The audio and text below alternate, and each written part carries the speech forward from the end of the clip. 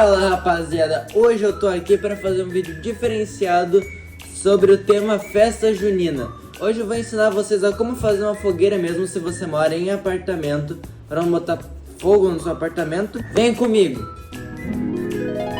E os materiais são uma tesoura, cola quente, se tiver pistola de cola quente é melhor, mas a minha quebrou então vou usar só o tubo.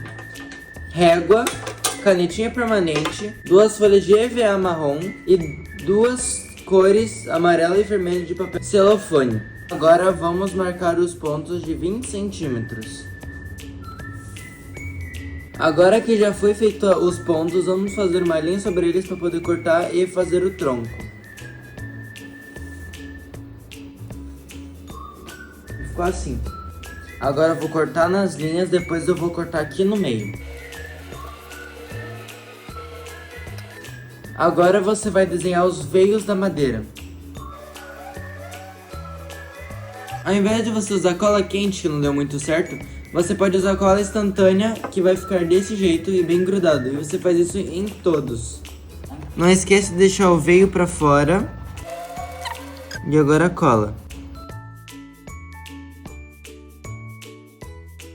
Pronto, e ficou desse jeito. E agora a gente vai fazer as bordas. Agora você vai pegar uma outra caneta e vai medir um círculo para fazer as bordas.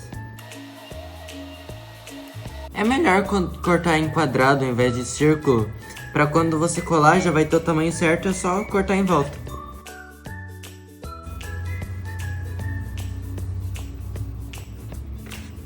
Daí é só deixar secar para poder recortar.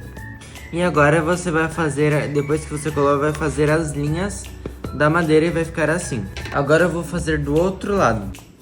Então pessoal, acabei de terminar, ficou mais parecendo bolinhos, aquele que compra pro seu filho pra ir pra escola.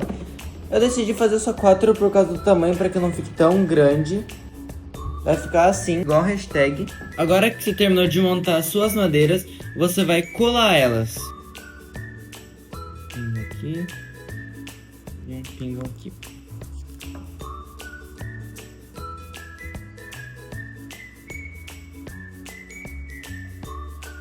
E agora a gente vai montar a parte do fogo. Eu vou organizar os papéis celofane. Eu vou deixar o vermelho em cima do amarelo.